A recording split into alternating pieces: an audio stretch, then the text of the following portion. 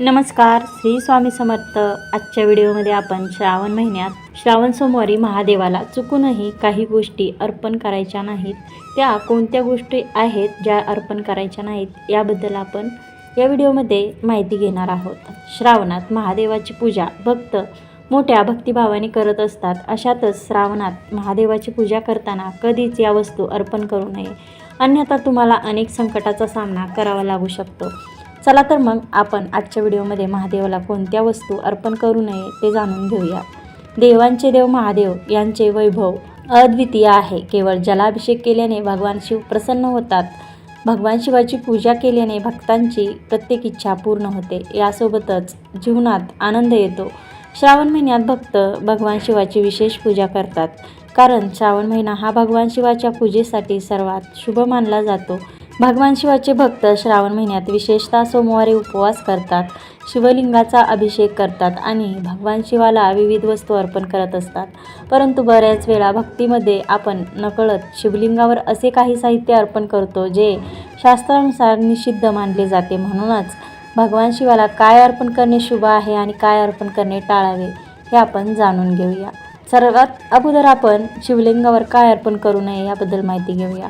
शिवलिंगावर अर्पण करण्यास शास्त्रात काही गोष्टी निषिद्ध आहेत. खऱ्या भक्तीमध्ये आपण या गोष्टी लक्षात ठेवणे आणि पूजेचे पावित्र्य राखणे महत्त्वाचे आहे. जसे की केतकीची फुले.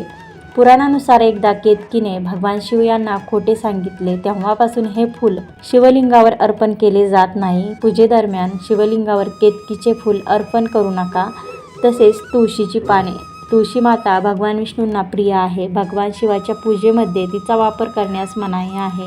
भगवान विष्णूंना तुळशी खूप आवडते, परंतु भगवान शिवाच्या पूजेत चुकूनही तिचा वापर केला जात नाही.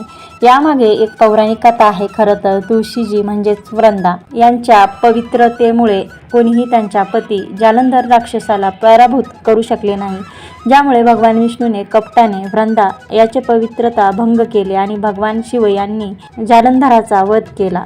तेव्हा वृंदा यांनी भगवान शिव यांना शाप दिला की तुळशी त्यांना कधीही मान्य होणार नाही. म्हणून शिवपूजेत तुळशीचा वापर पूर्णपणे निषिद्ध मानला जातो.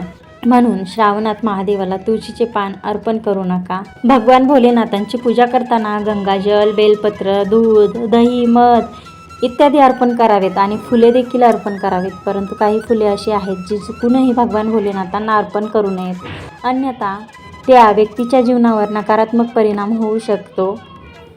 तसेच अर्धवट तुटलेली किंवा वाळलेली बेलाची पाने. शिवाला ताजी, स्वच्छ आणि 3 बेलाची पाने खूप आवडतात. तुटलेली किंवा कोरडी पाने अर्पण करू नये. असे करणे अशुभ मानले जाते. लाल रंगाची फुले आणि चमेलीची फुले. ही फुले दैवी शक्तींना अर्पण केली जातात. भगवान शिव यांना शांत आणि सात्विक रंगाची फुले आवडतात, त्यामुळे ही फुले अर्पण करणेही टाळावे. तसेच तीव्र सुगंध असलेली फुले. भगवान शंकर यांना खूप तीव्र सुगंध असलेली फुले आवडत नाहीत.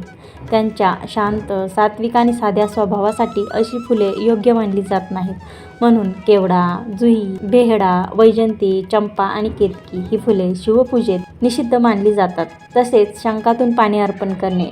समुद्रमंथनातून मिळालेला हा शंख भगवान विष्णूंना समर्पित आहे. भगवान शिवाला शंखातून पाणी अर्पण करू नये. पौराणिक कथेनुसार शंखचूड नावाचा एक राक्षस भगवान विष्णूंचा एक उत्कट भक्त होता आणि त्याला भगवान शिवाने मारले होते. म्हणून शंख त्या राक्षसाचे प्रतीक मानला जातो आणि भगवान शिवाच्या पूजेत त्याचा वापर केला जात नाही. शिवलिंगाला नेहमी लोटा किंवा कलशातूनच पाणी अर्पण करावं. म्हणून शिवलिंगावर शंखाचे पाणी अर्पण करू नये. शास्त्रानुसार शिवलिंगावर या वस्तू अर्पण केल्याने पूजेची शुद्धता बिघडते आणि ते भगवान शिवाच्या आवडीनुसार नाही आहे. श्रावण महिन्यात शिवभक्तीमध्ये साधेपणा आणि पवित्रता सर्वोच्च आहे. तुटलेले तांदळाचे दाणे. भगवान शिवाच्या पूजेत अक्षता किंवा संपूर्ण तांदळाचे विशेष महत्त्व आहे, परंतु शिवलिंगावर कधीही तुटलेला तांदूळ अर्पण करू नये. अक्षता हे पूर्णतेचे प्रतीक आहे आणि तुटलेल्या वस्तू अपवित्र मानल्या जातात. म्हणून भगवान शिवाच्या पूजेत चुकूनही तुटलेला तांदूळ समाविष्ट करू नका. श्रावण महिन्यात महादेवाला चुकूनही सिंदूर आणि रोळी अर्पण करू नये. तसेच केतकीचे आणि कमळाचे फूल देखील अर्पण करू नये. श्रावण महिन्यात महादेवाला हळद अर्पण करू नये. यासोबतच श्रावण महिन्यात शिवलिंगावर महिलांशी संबंधित कोणतीही वस्तू अर्पण करू नये. जसे की शृंगार सामग्री किंवा त्यातील कोणतेही प्रतीक भगवान शंकराला अर्पण करू नये। तसेच श्रावण महिन्यात भगवान शंकराला नारळ अर्पण करू नये, कारण ते देवी लक्ष्मीचे प्रतीक आहे। महादेवाच्या पूजेमध्ये नारळ अजिबात नसावे। कोणत्याही शिव मंदिरात नारळ फोडला जात नाही, त्यामुळे नारळाचे पाणी किंवा नारळ कधीच शिवलिंगावर ठेवू नये। आपल्याकडे हळद ही देवपूजेत आणि प्रत्येक धार्मिक शुभ कार्यक्रमात वापरली जाते, मात्र ती महादेवाला वाहिली जात नाही। महादेवाचे रूप मानलेल्या खंडोबाला हळद प्रिय आहे, मात्र शिवलिंगावर हळद अजिबात अर्पण करत नाहीत। कुंकू हे आपल्याकडे सौभाग्याचे प्रतीक मानले जाते। कुंकवाला स्त्री शक्तीचे स्वरूप देखील मानतात।